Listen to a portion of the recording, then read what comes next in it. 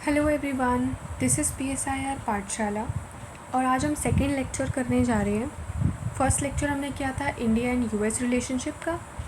ये भी उसी का सेकेंड पार्ट है from unit number 7 of IGNOU's India and the world subject that is of MPSC 001।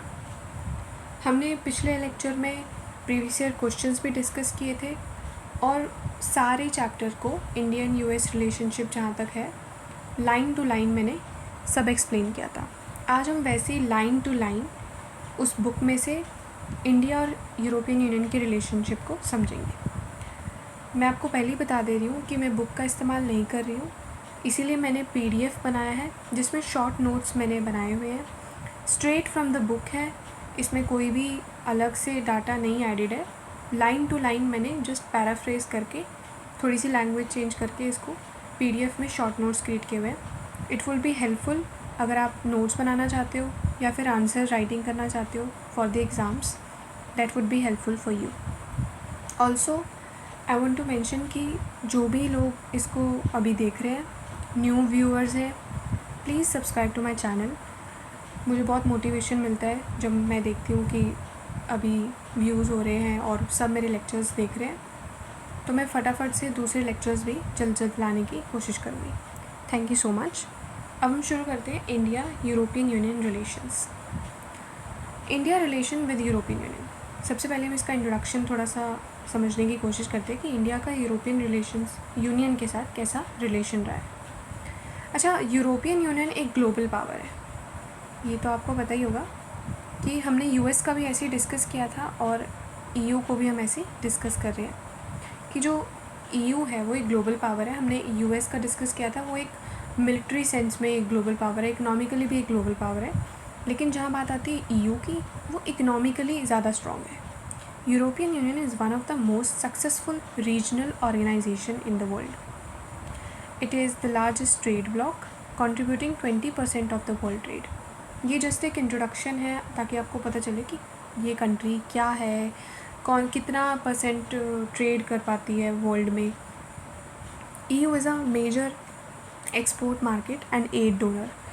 सबसे बड़ी एक्सपोर्ट मार्केट, यानी कि इस देश में से दूसरे देशों के पास सामान जाता है, एक्सपोर्ट करते हैं, एंड एड डोनर यानी कि हेल्प भी करते हैं किसकी, specially for the developing countries, क्योंकि ये खुद तो एक डेवलप्ड कंट्री है। तो बाकी की जो छोटी मोटी डेवलपिंग कंट्रीज़ हैं जो अभी ग्रो कर रही हैं धीरे धीरे, उनकी ये मदद करता है। अच्छा, इसमें इम्पॉर्टेंट टर्म मैंने साथ साथ मेंशन किया हुआ है सो दैट आपको कन्फ्यूजन ना हो और आपको बार बार सर्च ना करना पड़े, कभी ढूंढना ना पड़े, तो मैंने इसी में मेंशन किया है। ट्रेड ब्लॉक का मतलब होता है अ ग्रुप ऑफ कंट्रीज़ जो प्रमोट करते हैं ट्रेड को अमंग देमसेल्व्स, यानी आपस में व्यापार करते हैं by reducing trade barriers. Trade barriers होते हैं जैसे ज़्यादा से ज़्यादा टैरिफ लगा दिए, सैंक्शन लगा दिए, टैक्स लगा दिया। जब एक कंट्री दूसरी कंट्री के साथ व्यापार करती है तो वो ऐसा करती है, टैरिफ लगा देती है अपने स्टैंडर्ड्स के हिसाब से। कभी कभार जो सामान आता है तो वो उसको एक्सेप्ट भी नहीं करती, तो ऐसा वो करती है। ये एक तरीके का कंपटीशन होता है, कंपटीशन मेंटेन करने के लिए। नेक्स्ट पढ़ते हैं हम EU's की political strength. France and UK are nuclear powers. देखो, EU के मेंबर्स हैं France and UK, United Kingdoms, ये दोनों न्यूक्लियर पावर्स हैं और परमानेंट मेंबर्स हैं UN सिक्योरिटी काउंसिल के। अब हम UN सिक्योरिटी काउंसिल भी जस्ट थोड़ी देर में देखते हैं कि इसका मतलब क्या है। Germany is a strong candidate for future permanent UNSC membership. Germany भी एक स्ट्रॉन्ग कैंडिडेट है कि इन फ्यूचर वो उसका परमानेंट मेंबर बन सकता है, किसका, यूनाइटेड नेशन सिक्योरिटी काउंसिल का। 4 EU nations are part of G8। तो एक तरीके से EU की पॉलिटिकल स्ट्रेंथ को एक्सप्लेन किया जा रहा है कि कैसे यूरोपियन यूनियन के जो मेंबर्स हैं वो किस किस बड़े जो मेंबरशिप्स हैं, काउंसिल्स हैं, जो बड़ी बड़ी ग्रुप्स हैं, किसके पार्ट्स हैं। All advanced countries. तो 4 यूरोपियन यूनियन नेशंस पार्ट हैं G8 की, यानी ग्रुप 8, इसमें 8 कंट्रीज़ होंगी और एडवांस्ड इकोनॉमीज़ का भी। इम्पॉर्टेंट टर्म यहाँ पे है UNSC, United Nation Security Council, यानी body responsible for global peace and security, जो वर्ल्ड में ग्लोबल पीस को मेंटेन करे और सिक्योरिटी को भी मेंटेन करे, यानी जहाँ भी वॉर होता है या कभी कभार वॉर की जो स्थिति कहीं ना कहीं किसी न किसी देश में हो जाती है, तो उसको मेंटेन करने के लिए, उस पर एक्शन लेने के लिए UNSC होता है और इसके बहुत सारे कंट्रीज़ इनकी मेंबर है। G8 यानी group of 8 leading industrialise countries. Group 8 G8 से नाम से पता चल रहा है कि 8 ऐसी इंडस्ट्रियलाइज कंट्रीज़ जिनका ग्रुप है। उसके बाद है एवोल्यूशन ऑफ EU। अब हम देखेंगे कि यूरोपियन यूनियन कैसे बना, कौन से मेंबर्स इसमें ऐड हुए, कौन से मेंबर फिर निकल गए, किसने कब ट्रीटी साइन की, यूरोपियन यूनियन कब बना था, तो अब हम ये देखेंगे। सो आप जब भी ये क्वेश्चन आता है कि इंडिया का इसके साथ क्या रिलेशन है यूरोपियन यूनियन का, तो आप इंट्रोडक्शन में ये सब मेंशन कर सकते हो कि यूरोपियन यूनियन की पॉलिटिकल स्ट्रेंथ क्या है। उसकी इंट्रोडक्शन के लिए आप ये जो पॉइंट्स है ऊपर के सब मेंशन कर सकते हो। Evolution of EU। अच्छा, treaty of Rome created European community which eventually became European Union. इस ट्रीटी से 1957 में जो एक ट्रीटी थी, ट्रीटी ऑफ रोम, इसकी वजह से बना था यूरोपियन कम्युनिटी, और जो बाद में जिसका नाम पड़ा यूरोपियन यूनियन इन 1993, इसका नाम बदल दिया गया था 1993 में। अच्छा, long term goal was political unity in Europe. इसका सबसे मेजर एक गोल था, वो था पॉलिटिकल यूनिटी कैसे बनाई जाए यूरोप में, क्योंकि यूरोप में बहुत इंस्टेबिलिटी रही है पुराने टाइम में। तो इसीलिए यूनिटी मेंटेन करने के लिए, ताकि सारी कंट्रीज़ एकजुट रहें, इनकी कॉमन करेंसी भी है यूरो, तो इनकी इकोनॉमिक यूनिटी भी है और पॉलिटिकल यूनिटी मेंटेन करने के लिए इन्होंने बनाया European union. EU was formed to remove trade and travel restrictions and later adopt a common currency euro। EU बना ही इसलिए था ताकि बड़ा ही फ्रेंडली रिलेशन रखने के लिए बना, एक ऐसी बड़ी फ्रेंडली कंट्री जो कि ज़्यादा ट्रैवल रिस्ट्रिक्शंस भी नहीं लगाती है और ज़्यादा ट्रेड टैरिफ्स भी नहीं लगाती है, तो इसीलिए EU बना। ट्रीटी ऑफ रोम जो मेंशन किया मैंने ऊपर 1957 में आई थी, उसकी वजह से बना था European economic community, a precursor to the EU। तो ये छोटी छोटी जो ट्रीटीज़ है ना, और जो भी ये जैसे बनी है, यूरोपियन यूनियन कब बना, इसमें कौन कौन सी देश इन्वॉल्व थे, ये सब UGC नेट में भी पूछा जाता है। तो आपको UPSC as well as UGC net में ऐसे स्ट्रेट क्वेश्चन आ जाते हैं। UPSC में तो नहीं, लेकिन उसमें ज़रूर आता है ये, UGC नेट में स्ट्रेट क्वेश्चन आ जाते हैं। तो आपको धीरे धीरे जो है UGC नेट का भी थोड़ा बहुत आइडिया इससे हो सकता है। अच्छा, नेटो वर्सेस EC फंक्शंस, मैंने थोड़ा सा जूम कर दिया है so that you will be able to see properly। NATO and European Community functions। NATO हमें कल के लेक्चर से याद होगा, जिन्होंने कल का लेक्चर देखा है। NATO मैंने समझाया था कि NATO एक मिलिट्री अलायंस है जो US ने क्रिएट किया था ताकि वो फाइट कर सके किससे, सोवियत यूनियन से और कम्युनिज्म से। और NATO handle military and security issues. European community focused on economic cooperation. तो आप देख रहे हो दोनों के अलग अलग एम है, अलग अलग इनकी पर्पस है, इनके जो काम करने का फील्ड है वो अलग है। क्योंकि NATO बनाया गया था मिलिट्री एंड सिक्योरिटी इश्यूज़ के लिए, और यूरोपियन कम्युनिटी ताकि इकोनॉमिक कॉपरेशन, जैसे हमने पीछे पढ़ा कि ट्रेड को सिंप्लीफाई करने के लिए, ट्रेड ताकि ज़्यादा रिस्ट्रिक्शंस ना लगाया जाए, फ्रेंडली रखा जाए ट्रेड को, इसलिए यूरोपियन कम्युनिटी बनी।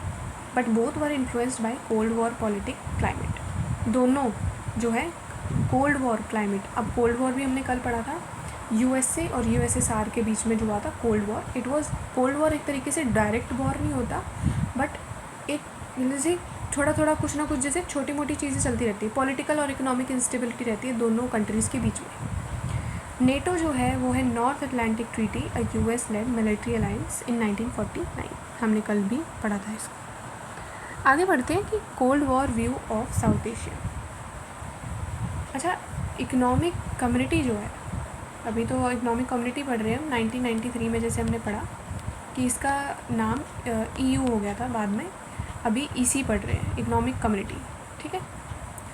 Member supported the western block during the cold war. तो इन्होंने, यूरोपियन यूनियन ने वेस्टर्न ब्लॉक को सपोर्ट किया।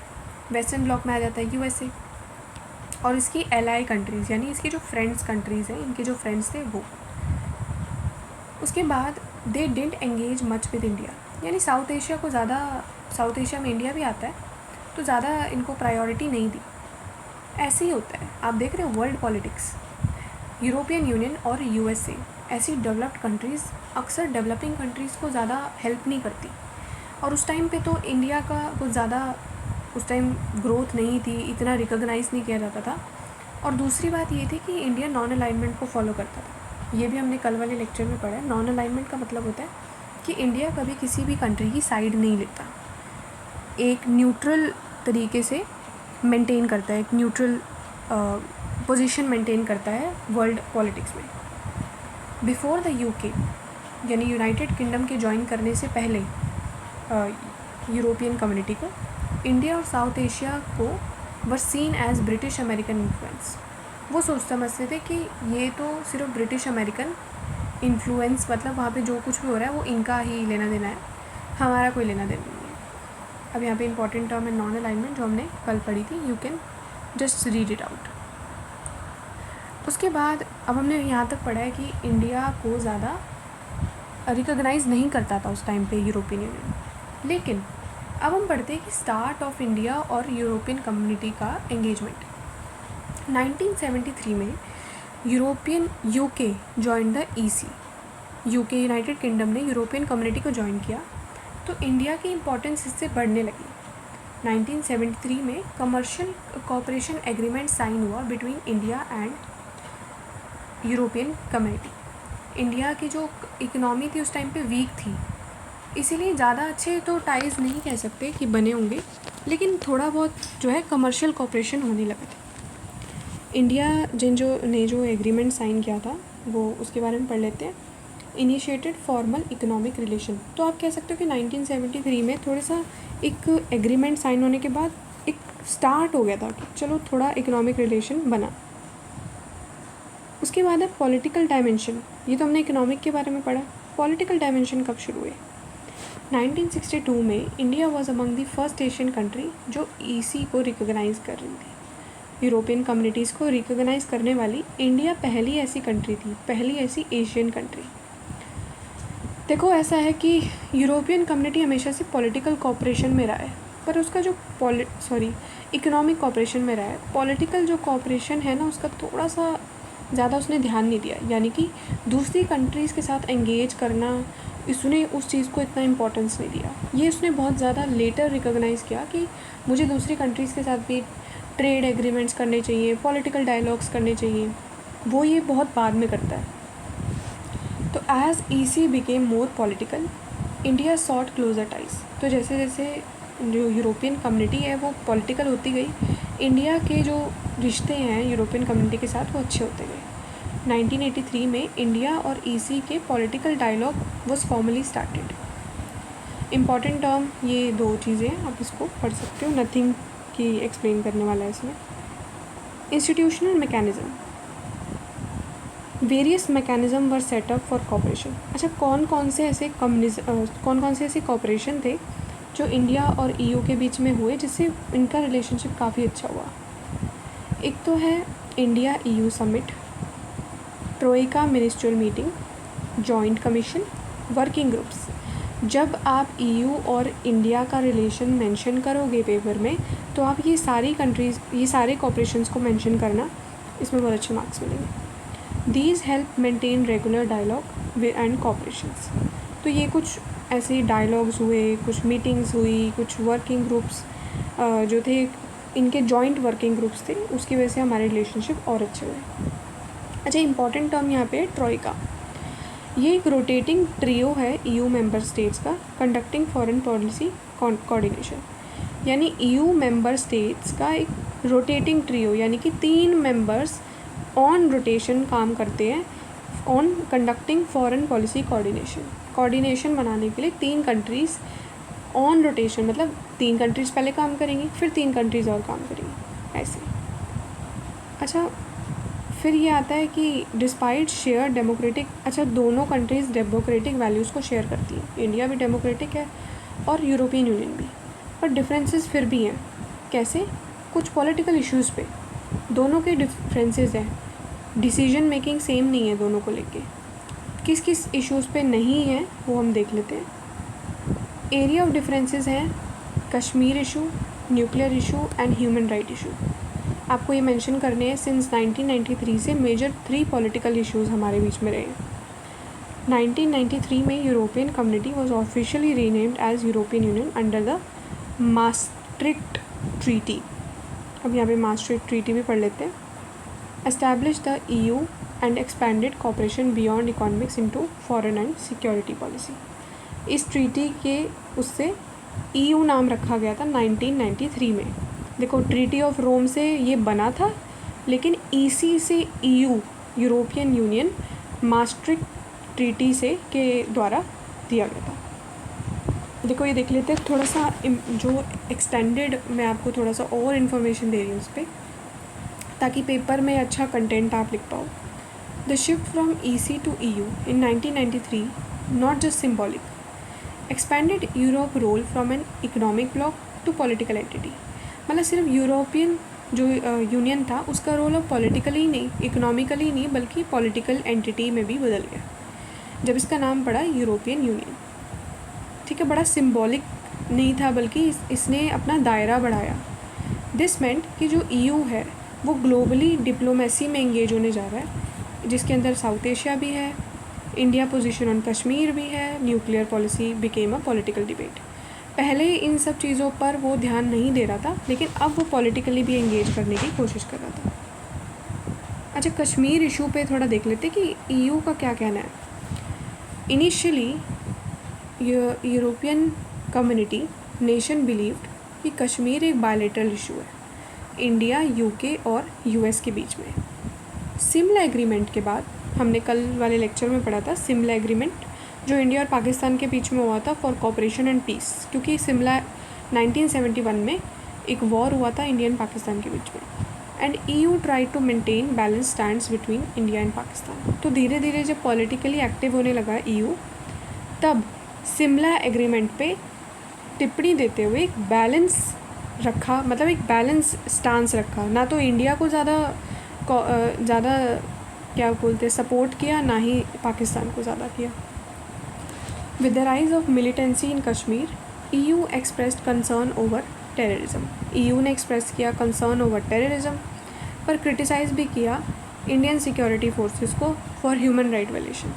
अच्छा, EU का कहना ये था कि जो कश्मीर में इंडियन ट्रूप्स है वो वहाँ के लोगों पर ह्यूमन राइट वायलेशन कर रही है, जबकि ऐसा नहीं बोलना चाहिए था, क्योंकि EU जो है एक कंट्री के एक्शंस को देख रहा है, लेकिन वहाँ की जो पाकिस्तान के जो एक्शंस है उसको इग्नोर कर रहा है वो। आप ये चीज़ मैं नोटिस करोगे तो US भी ऐसा ही कुछ कर रहा था। EU statement used careful language. EU ने जब भी कोई स्टेटमेंट दिए तो बड़ी केयरफुल लैंग्वेज का प्रयोग किया। बोलता है deplore violence, ask for respect for human right and rule of law.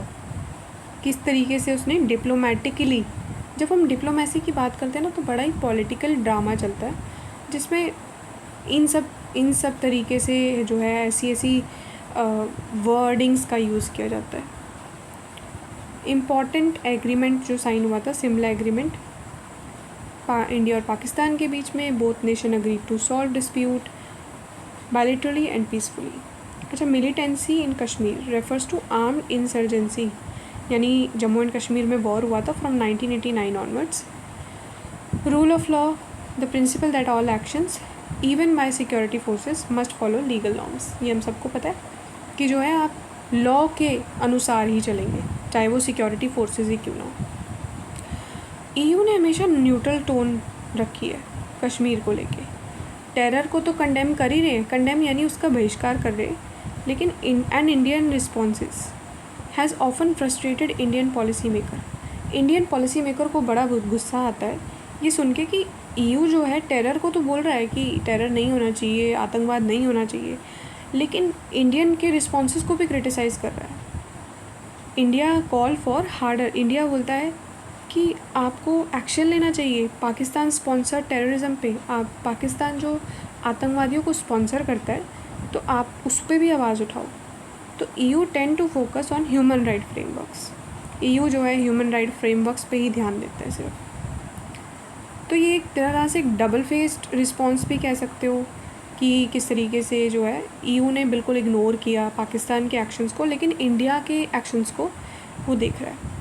Indian response to EU position on terrorism, again हम वही पढ़ रहे हैं कि कैसे उसने एक्शन, क्या उसका एक्शन रहा। India feels that EU reaction downplays the seriousness of cross border terrorism. India को लगता है कि जो EU का रिएक्शन है वो बड़ा ही सीरियस नहीं है क्रॉस बॉर्डर टेररिज्म पे। 9/11 कहाँ पे होता है? US में। इंडिया चाहता था कि EU सपोर्ट करे इस पोजीशन को मोर स्ट्रांगली, यानी कि EU टेररिज्म के अगेंस्ट खड़ा हो, लेकिन EU ने ना बिल्कुल भी सीरियसनेस नहीं बरती इस मुद्दे के प्रति। पर पाकिस्तान एक एलाई बन गया US led war on terror. EU also softened criticism of Pakistan. India appeals for stronger action from EU were mostly ignored. जब इंडिया अपील करता था EU से कि थोड़ा और एक्शन दिखाओ, आप कुछ तो उसको बोलो पाकिस्तान को, लेकिन वो इग्नोर करता था। तो 9/11 अटैक सबको पता है US में हुआ था, ट्विन बिल्डिंग्स के ऊपर। Pakistan became a front line state, यानी कि in this war making western countries dependent on Pakistan cooperation, यानी पाकिस्तान जो है वेस्टर्न कंट्रीज़ के साथ उनको सपोर्ट करता था। 9/11 के बाद इंडिया होप कर रहा था कि world would finally call out Pakistan double game. Pakistan का जो टेररिज्म है उसको पूरा वर्ल्ड कॉल आउट करेगा, ऐसा इंडिया होप कर रहा था। पर पाकिस्तान जो है became central to American military strategy, क्योंकि पाकिस्तान ने सेंटोर सियाटो को भी ज्वाइन कर लिया था, जिसकी वजह से इंडिया बहुत गुस्सा हुआ था।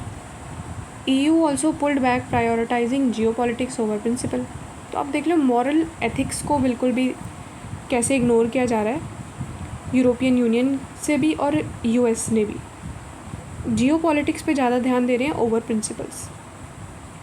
जैसे कश्मीर के ऊपर टिप्पणी दी थी EU ने, वैसे ही ह्यूमन राइट इशू पे भी देता है। EU regularly raises human right violation in Kashmir. इस मुद्दे पे बड़ी बात करता है। इंडिया आर्ग्यू करता है कि EU इग्नोर करता है टेररिस्ट वायलेंस को, doesn't consider the constraints faced by Indian security forces. कहता है कि जो इंडियन सिक्योरिटी फोर्सेस जो झेल रही है वहाँ पर, उसको तो वो इग्नोर कर रहा है, लेकिन और EU जो टेररिस्ट वायलेंस है उसको भी इग्नोर कर रहा है। इंडिया वांट कि जो एक बैलेंस क्रिटिसिज्म रखो एंड एक्नॉलेज करो कि टेररिस्ट कितना ब्रूटैलिटी क्रिएट कर रहे हैं कश्मीर में, नॉट जस्ट स्टेट के एक्शंस। कहता है कि इंडिया ऐसा बोलता है कि कोई भी सिक्योरिटी फोर्सेस बिना बात के कहीं पे भी कोई कुछ भी चीज़ ऑपरेट नहीं करती। तो EU का जो ये वन साइडेड फोकस है सिर्फ ह्यूमन राइट वायलेशन पे, ignore the daily reality of defending against cross border terrorism. उसके बाद हम देखते हैं न्यूक्लियर पॉलिसी डिफरेंसेस।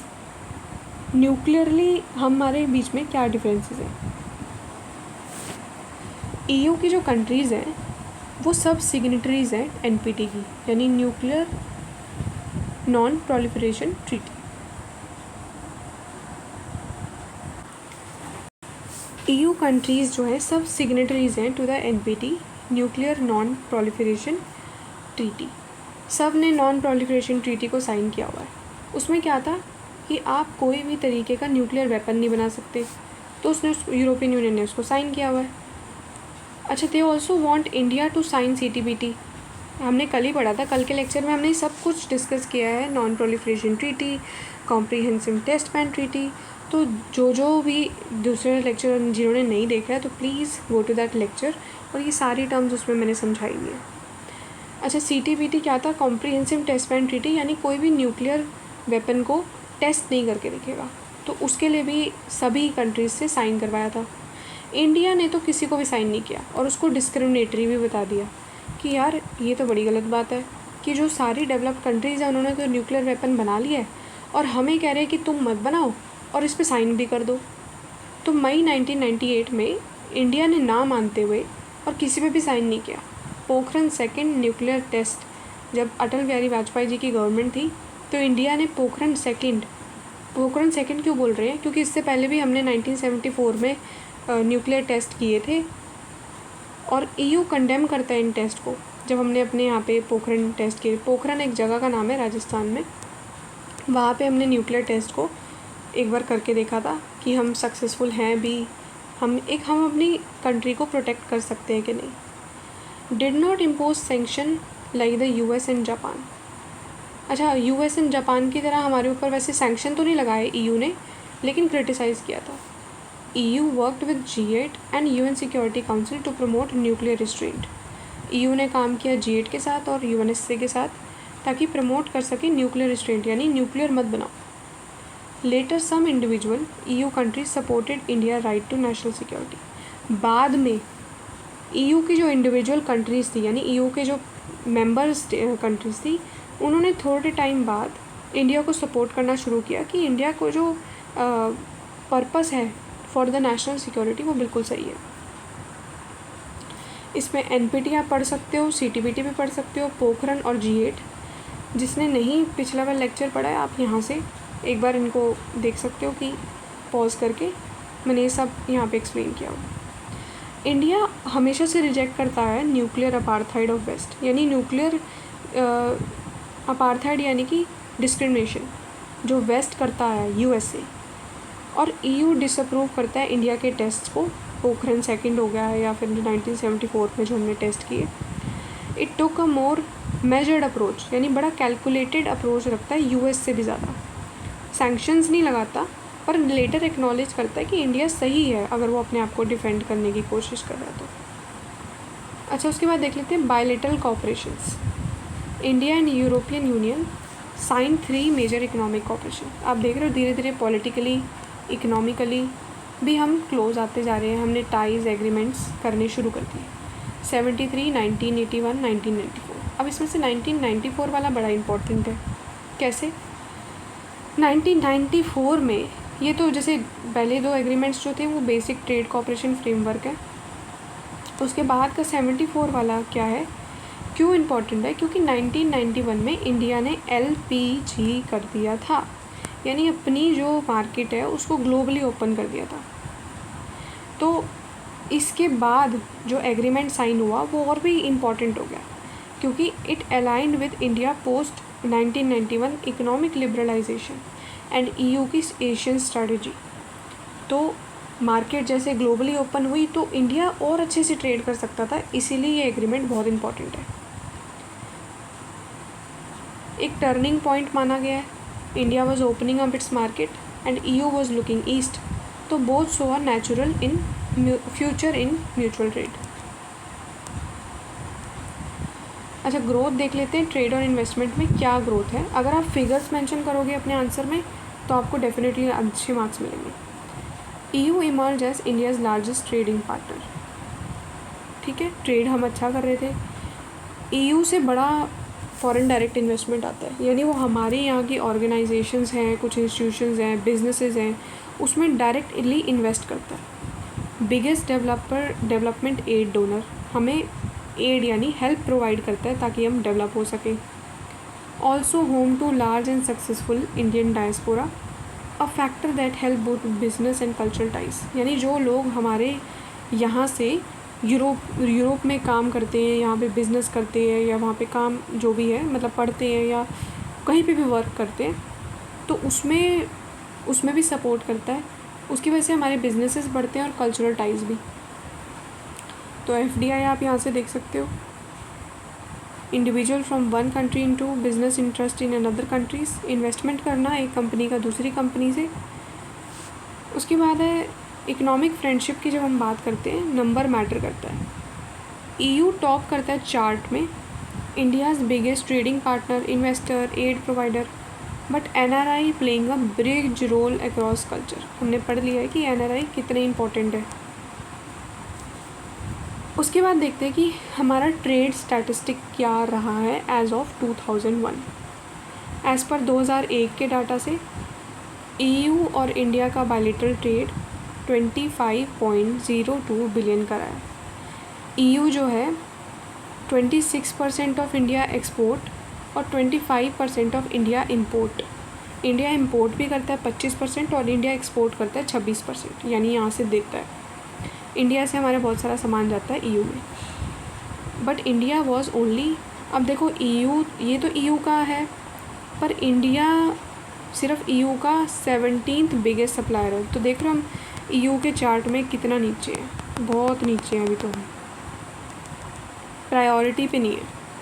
और EU 20th largest export market, तो हम अभी उनकी प्रायोरिटी लिस्ट में नहीं है, बहुत नीचे आते हैं। इम्पॉर्टेंट डाटा पॉइंट्स कुछ ये हैं अगर आपको मेंशन करने हो तो।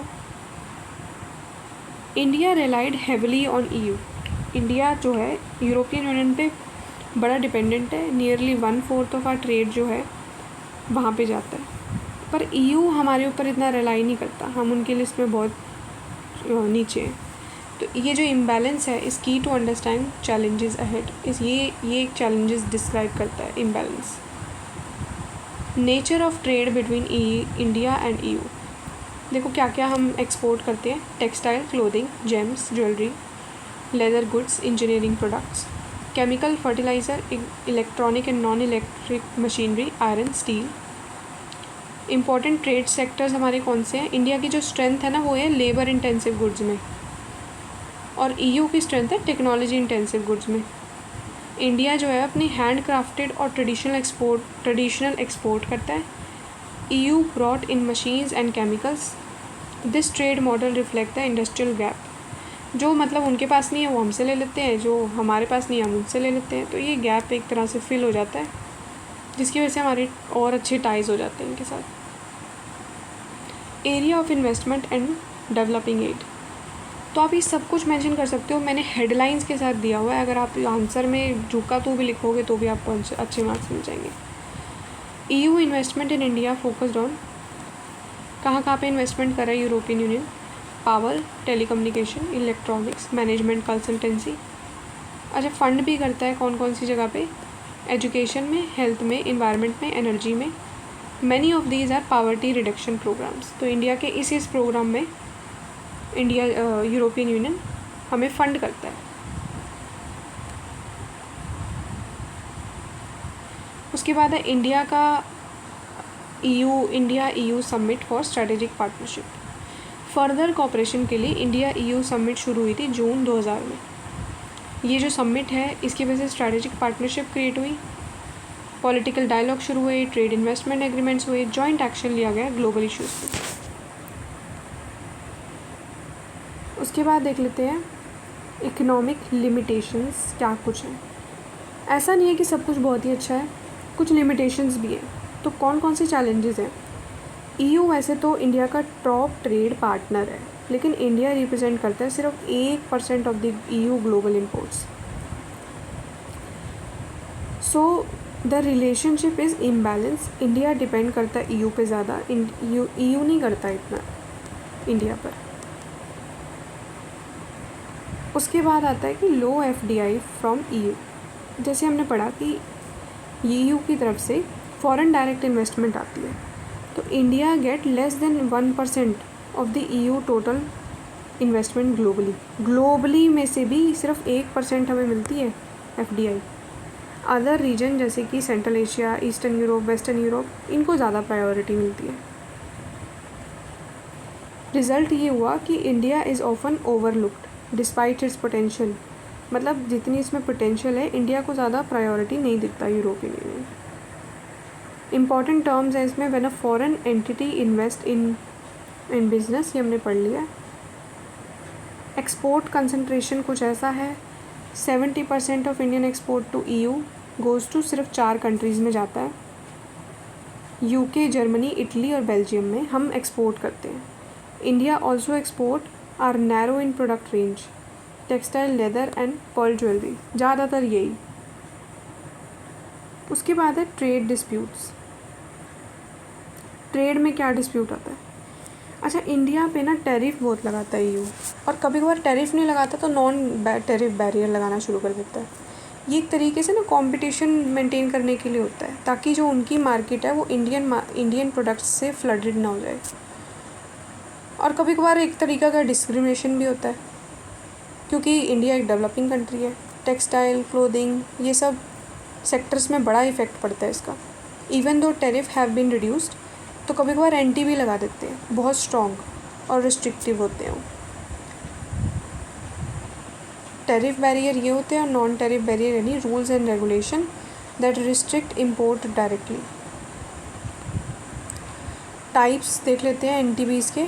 Non tariff barrier, non tariff barrier यानी कि कभी कभार कह देते हैं कि सैनिटरी और साइटोसैनिटरी स्टैंडर्ड नहीं मैच करते हमारे प्रोडक्ट्स के उनके हिसाब से। कभी कभार टेक्निकल प्रोडक्ट स्टैंडर्ड नहीं मैच करते, कभी लेबर एंड एनवायरनमेंट स्टैंडर्ड नहीं मैच करते, कभी एंटी डंपिंग ड्यूटीज़ लग जाती है। वही सेम मैंने आपको बताया ना, एंटी डंपिंग ड्यूटीज़ होती है, जैसे हम कभी कभार चाइना के ऊपर प्रोडक्ट्स पे भी लगा देते हैं एंटी डंपिंग ड्यूटीज़। उससे क्या होता है कि जब भी हमारी मार्केट जो है ओवर फ्लडेड हो जाती है चाइना के प्रोडक्ट से, तब हम उन पे ये ड्यूटीज़ लगा देते हैं ताकि थोड़ा कम सामान आए और वो कम यहाँ पे एक्सपोर्ट कर पाए।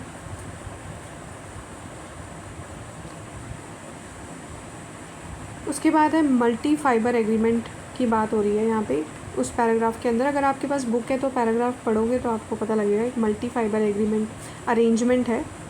Since 1972 India textile have faced restriction under multi fibre arrangement. India को बहुत रिस्ट्रिक्शन फेस करने पड़ते हैं इस अरेंजमेंट के under.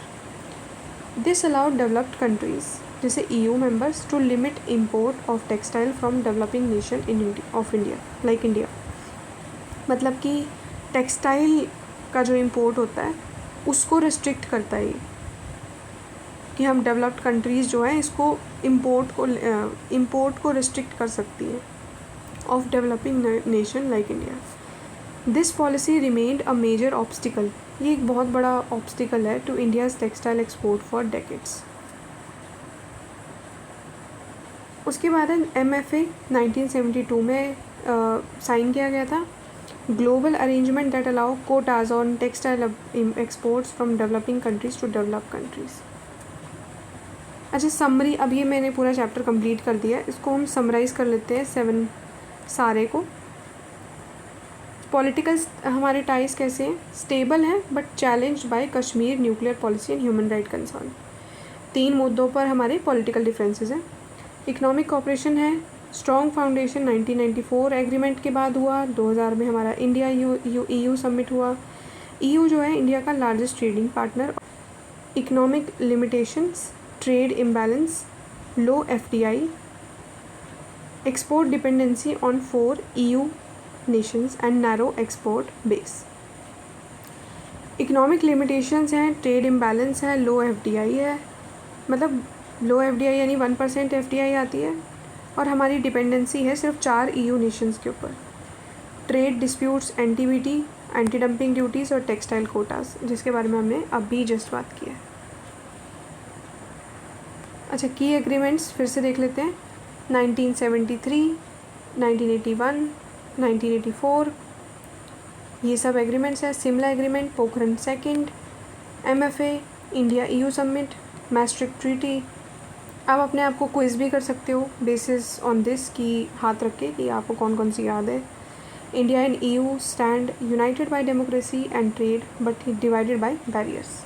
Misunderstanding, but as India and EU redefines itself post Brexit and more equal partnership may just on the horizon। तो बहुत सारे डिफरेंसेस हैं, थोड़े बहुत अच्छा रिलेशनशिप है, लेकिन डिफरेंसेस की इसलिए पॉलिटिकली भी है और इकोनॉमिकली भी है। तो अगर वो हट जाए तो हम एक अच्छे दोस्त बन सकते हैं on global horizon. Thank you so much for listening this lecture. And अगर आपको ये पसंद आया हो मेरा लेक्चर और आप चाहते हो कि मैं ये सीरीज़ कंटिन्यू रखूँ, तो आप प्लीज़ लाइक, शेयर और सब्सक्राइब करें चैनल को and comment for doubts and suggestions, because एक ये न्यू चैनल है तो आई वांट कि आप मुझे सजेशंस दो कि मैं और क्या इम्प्रूव कर सकती हूँ अपनी वीडियोस में। और नया लेक्चर ज़रूर आएगा, और अगला लेक्चर है Russia Japan unit number 8 India का रिलेशन उनके साथ कैसे है, वो 3 पार्ट्स में मैं डाल दूँगी उसको। So stay tuned. Okay, bye bye.